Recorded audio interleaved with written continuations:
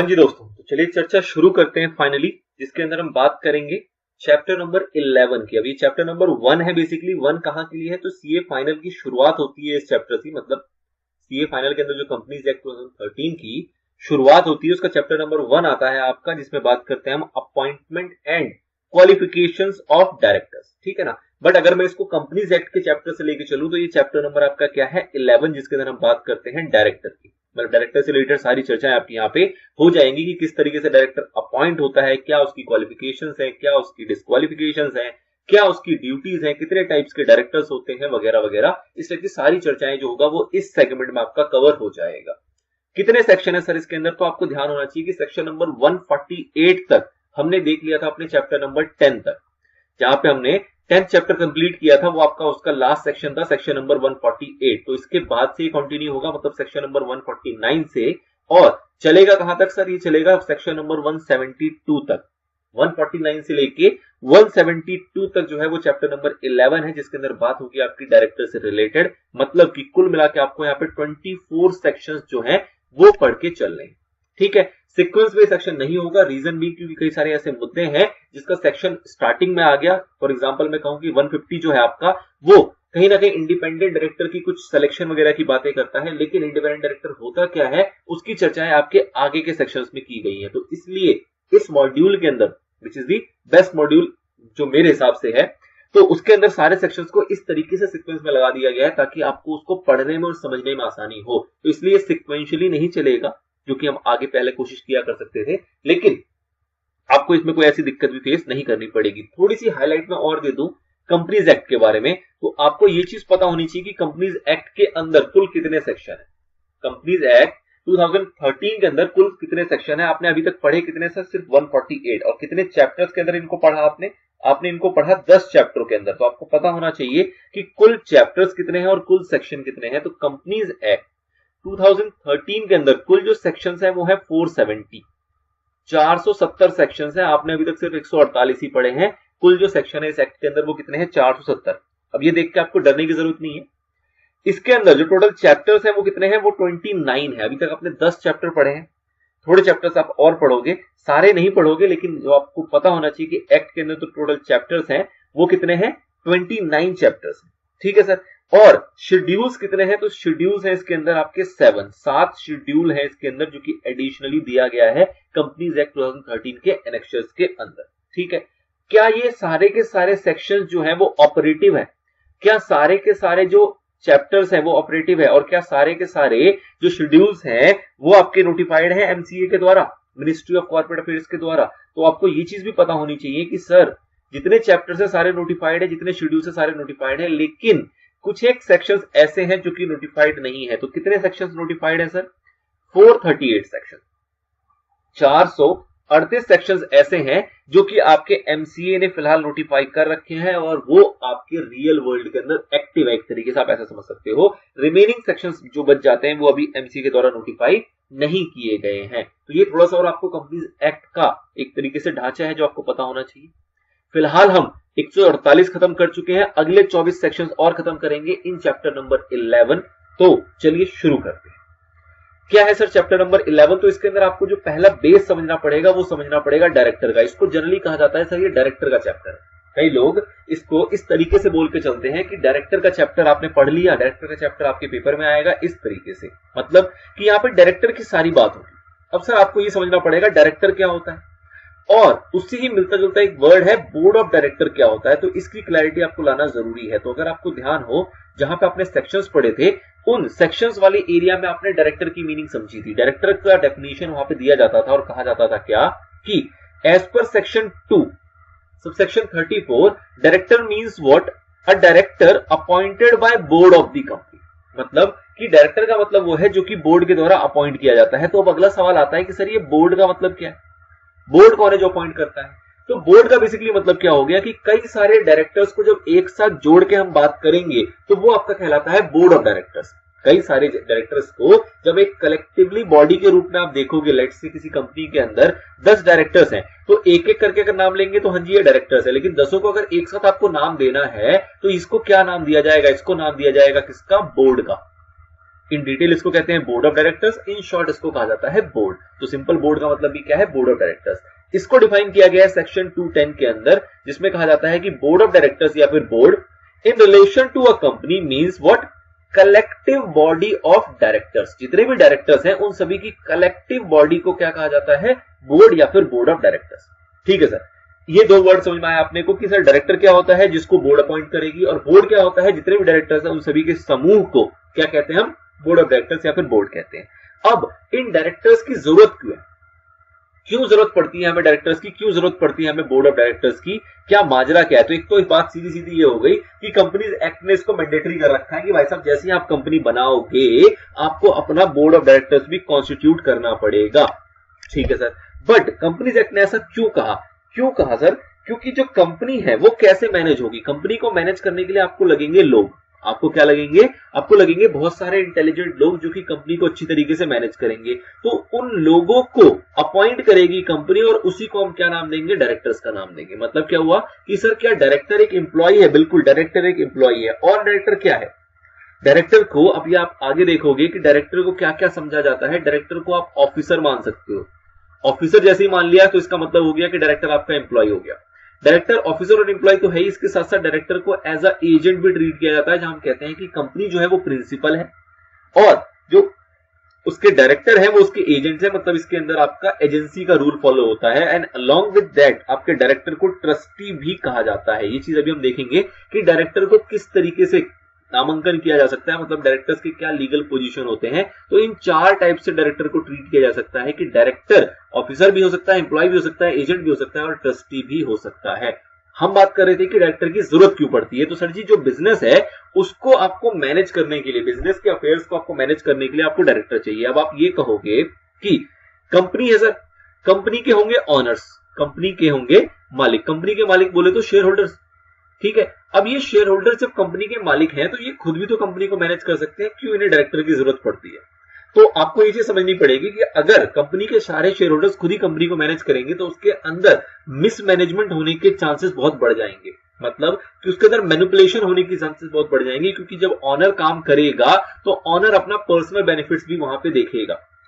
Number one issue. Number two issue कि जरूरी नहीं है कि जो कंपनी का मालिक है, मतलब जो कंपनी के अंदर पैसे लगा रहा है, वो इतना साउंड भी हो ताकि वो कंपनी के हर टाइप के अफेयर्स को मैनेज कर सके। मतलब कि उसको मैनेजमेंट की इतनी नॉलेज हो, उसको फाइनेंस की इतनी नॉलेज हो, उनको बाकी जितनी भी फील्ड एक कंपनी को रन करने के लिए रिक्वायर्ड होती है उन सभी की उसको पर्याप्त नॉलेज हो, ऐसा होना जरूरी नहीं है। तो उस सिचुएशन में क्या किया जाएगा, हमें एडिशनल लोग लगेंगे वहां पे। मतलब एडिशनल लोगों की रिक्वायरमेंट होगी कंपनी को चलाने के लिए, अच्छे से मैनेज करने के लिए। और ऑब्वियसली वो कौन करेगा, वो कोई ना कोई व्यक्ति ही करेगा। एक चीज आपको और ध्यान देना है कि कंपनी का जो ऑनर या शेयर होल्डर है वो एक और कोई कंपनी हो सकती है, वो कोई फर्म हो सकता है, वो कोई और बॉडी कॉर्पोरेट हो सकता है, कुछ भी हो सकता है। लेकिन कंपनी का जो डायरेक्टर होगा, कंपनी का जो डायरेक्टर होगा वो कभी भी कौन होगा, एक ह्यूमन बीइंग ही होगा। मतलब कि कंपनी का डायरेक्टर कभी भी कोई कंपनी नहीं हो सकती, कोई फॉर्म नहीं हो सकता। इसको आप ऐसे समझ सकते हो कि कंपनी का ऑनर तो वो बन जाता है जिसने उसके शेयर खरीद लिए, जिसमें उसमें पैसा लगा दिया। तो ऐसा पॉसिबल है कि कंपनी का पैसा कोई और कंपनी लगा सके, इस कंपनी के अंदर पैसा कोई और फॉर्म लगा सके। ठीक है, लेकिन डायरेक्टर का मतलब क्या होगा, जो कंपनी को चलाएगा, जिसमें कंपनी का दिमाग लगेगा, कंपनी के उस चीजों को मैनेज करेगा। तो वो हमेशा एक इंसान ही हो सकता है, कोई इस टाइप की लीगल एंटिटी नहीं हो सकती। ये भी आपको एक ध्यान रखने वाली बात यहाँ पे निकल के आती है। तो क्या कह रहा है देखिए, the directors are the individuals who are appointed, individuals होंगे डायरेक्टर, ध्यान देना है, who are appointed to manage the business affairs of a company. A company is an artificial person created by law having separate legal existence. बिल्कुल सही बात है, company की बहुत अच्छी डेफिनेशन है ये। But without any physical body और माइंड ऑफ इट्स ओन। मतलब कि भाई साहब कंपनी एक आर्टिफिशियल पर्सन होती है, लॉ के द्वारा बनाई जाती है, सेपरेट लीगल एग्जिस्टेंस भी होता है, लेकिन कोई फिजिकल बॉडी नहीं होती, ना ही अपना कोई दिमाग होता है। मतलब कि कंपनी जो चल रही होती है उसमें दिमाग हमेशा किसी और का होता है। It needs to be manage through the human beings, उसमें आदमी लगेंगे उसको चलाने के लिए। Though the shareholders being the owner are physically available to manage their company, वो मैनेज कर सकते हैं, but as their number grows all of them together में not able to manage the affairs. मतलब क्या हुआ कि सर जी एक कंपनी है, उस एक कंपनी के लेट से 1000 शेयर होल्डर्स है, तो भाई साहब ये 1000 शेयर होल्डर कैसे इस कंपनी को मैनेज करेंगे। 1000 दिमाग जब इसमें लगाओगे खिचड़ी बन जाएगी इसकी। तो ठीक है ना। तो उस केस में हमें लगेगा कि भाई साहब नहीं, इस 1000 बंदों को रिप्रेजेंट करेंगे डायरेक्टर, जो कि इनके अकॉर्डिंगली ही काम करेंगे, लेकिन वो एक स्पेसिफाइड लिमिटेड लोग होने चाहिए, जो कि 10 से लेके हो, 12 हो, 15 हो, जो आप आगे देखोगे कि मैक्सिमम लिमिट होती है आपके कि कंपनी के अंदर 15 डायरेक्टर्स हो सकते हैं। चलिए जी, तो मतलब क्या हुआ कि बहुत सारे नंबर अगर आपके डायरेक्टरशिप के शेयर होल्डर्स के हैं, तो उस केस में उसको मैनेज करना और कठिन हो जाता है। And if they do so it shall be miss management and nothing else. That's why the concept of directors has emerged the director with in the permissible limit, वो हम देखेंगे कितनी लिमिट होती है, may be elected from among the share holders and outsiders. अब ये बहुत एक इंपॉर्टेंट चीज है यहाँ पे कि सर जैसे कि आपने बताया कि अगर एक कंपनी है, उस एक कंपनी के लेट्स से 1000 शेयर होल्डर हैं, ठीक है, और इस कंपनी में हमें लेट्स से 10 डायरेक्टर्स चाहिए, ठीक है ना।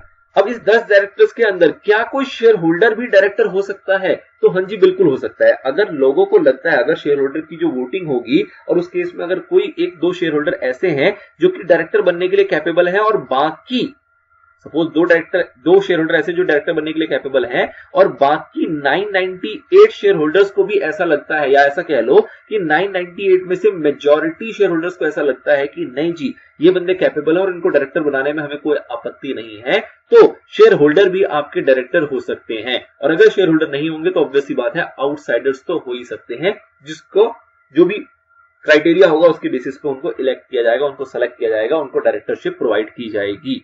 ठीक है सर, तो मतलब क्या हुआ कि शेयर होल्डर डायरेक्टर हो सकते हैं, लेकिन सिर्फ और सिर्फ शेयर होल्डर डायरेक्टर होंगे तो उस केस में मैनेजमेंट की संभावनाएं रहती हैं।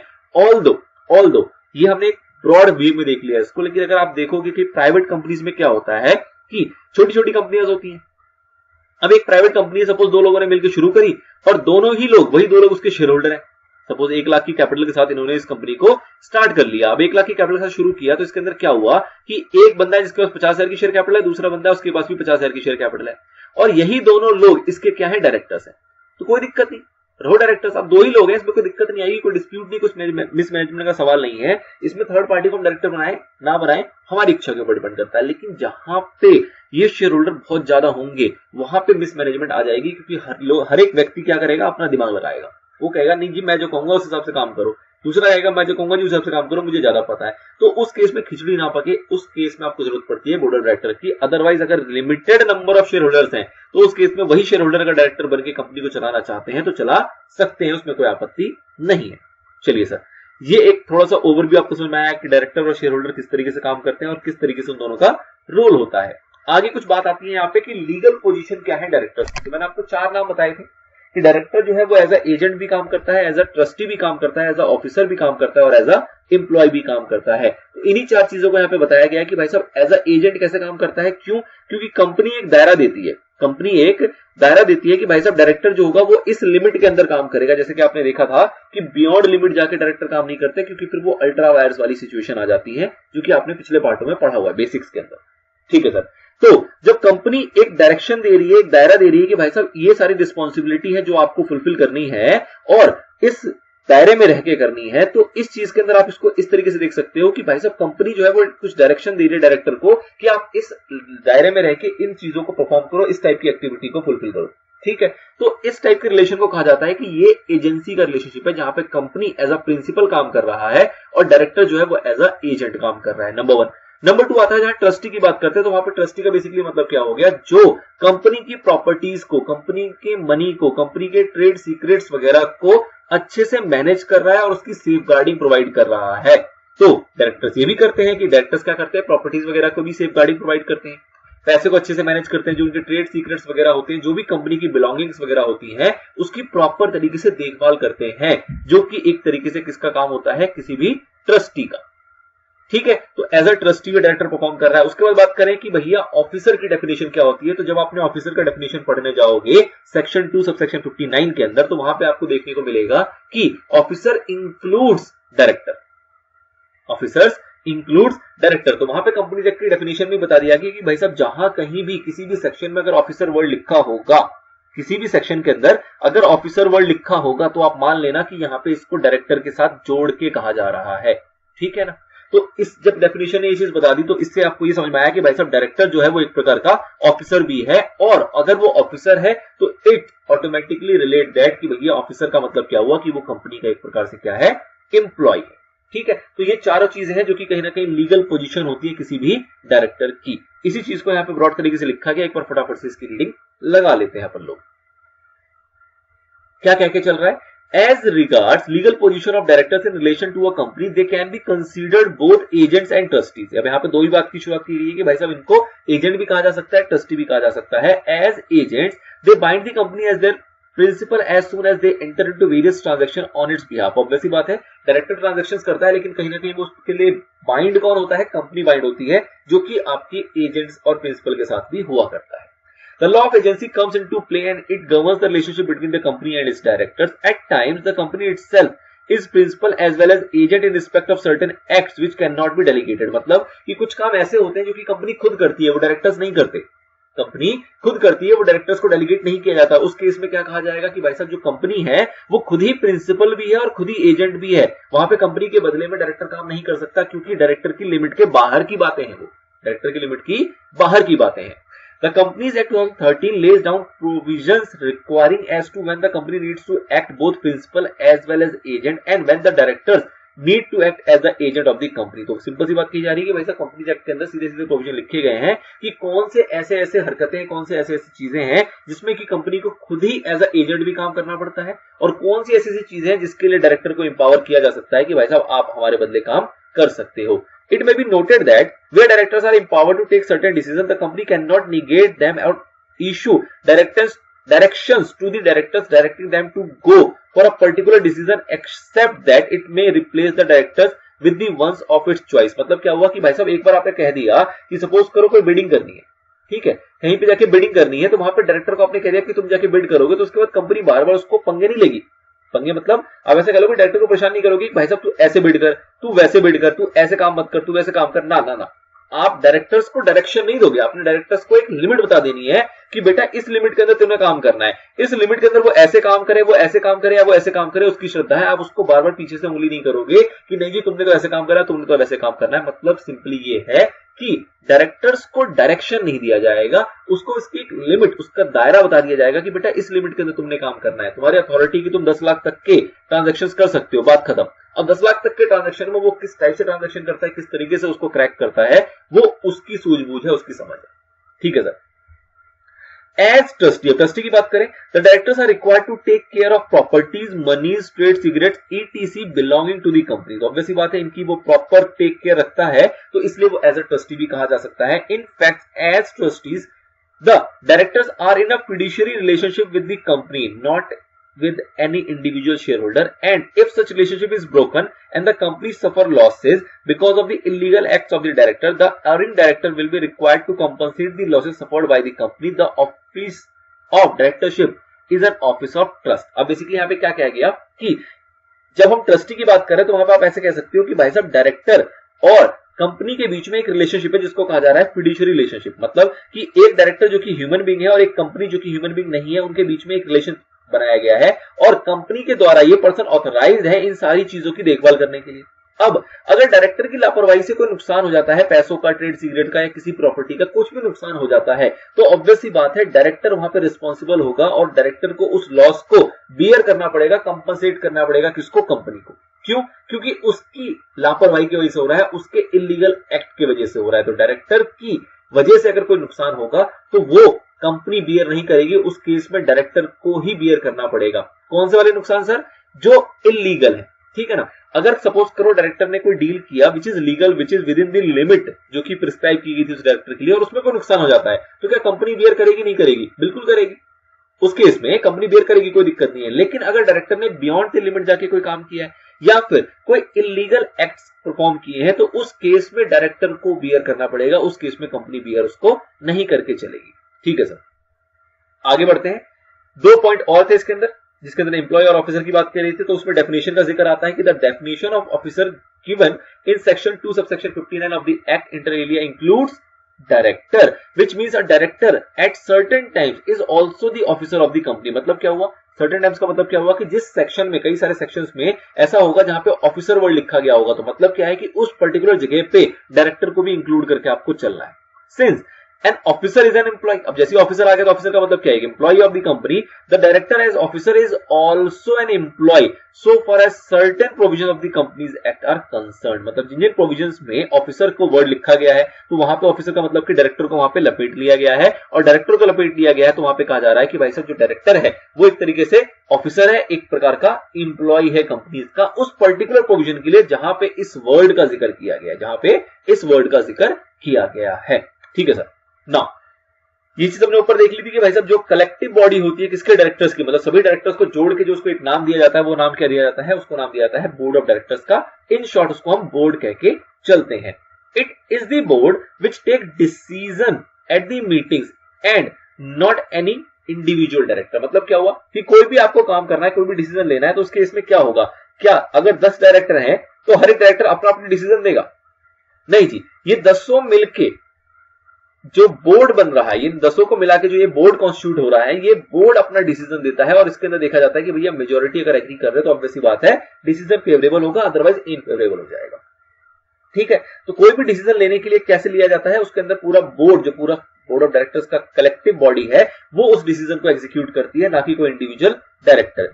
This is the reason why a quorum is prescribe so that collective decision are taken. मतलब क्या हुआ? कोरम का मतलब क्या होता है सर? तो कोरम आपने पीछे ही पढ़ा हुआ है, वो अपने मेंबर्स के रिगार्ड में पढ़ा था, यहाँ आपको डायरेक्टर्स के रिगार्ड में पढ़ना है कि जब भी आपकी मीटिंग होगी तो वहां पे मिनिमम नंबर ऑफ डायरेक्टर्स कितने प्रेजेंट होने चाहिए वो हम आगे चल के पढ़ेंगे, उसको हम कहते हैं कोरम। मतलब presence of minimum directors at board meeting. तो जितनी भी बोर्ड मीटिंग होगी उसमें न्यूनतम इतने लोग प्रेजेंट होने चाहिए। अगर इतने लोग प्रेजेंट होंगे तभी कोरम फुलफिल होगा और तभी मीटिंग आपकी एग्जीक्यूट हो पाएगी। ऐसा क्यों है?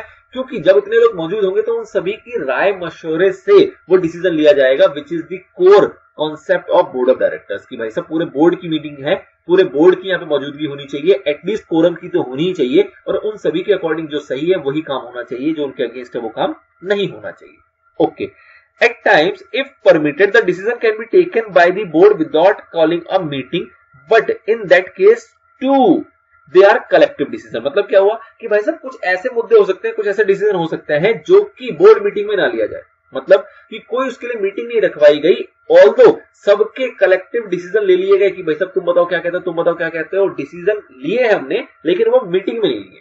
मतलब कि बिना मीटिंग बुलवाए हमने लोगों से डिस्कस किया और उनकी जो राय थी, उनका जो सजेशन था या जो उनका कंसेंट था वो उस मुद्दे पे, उस ट्रांजेक्शन के ऊपर ले लिया गया और उसके बेस पे एक कलेक्टिव डिसीजन दे दिया गया कि भाई साहब हमारा बोर्ड ये चाहता है, जो कि बिना मीटिंग में हुआ है। तो ऐसा भी पॉसिबल है, ऐसा भी पॉसिबल है कि अगर इस टाइप की परमिशन दी गई है, मतलब इस टाइप की मौजूदगी, इस टाइप की रजामंदी सभी डायरेक्टर्स की है कि हाँ जी कोई बात नहीं, बिना मीटिंग के ही इसको शॉर्ट आउट कर लेते हैं, तो ऐसा भी किया जा सकता है। लेकिन डिसीजन सबका होना चाहिए, किसी एक का नहीं होना चाहिए। चलिए सर, तो हमने कुछ बेसिक्स देखे, यहाँ पे हमने समझा कि बोर्ड किस तरीके से काम करता है, डायरेक्टर्स किस तरीके से काम करते हैं, शेयर होल्डर्स की क्या रोल होती है, क्या जरूरत होती है डायरेक्टर्स वगैरह की। तो ये पूरा का पूरा आपका बेसिक था, जिसके अंदर हमने अभी तक में सेक्शन की चर्चा नहीं की है।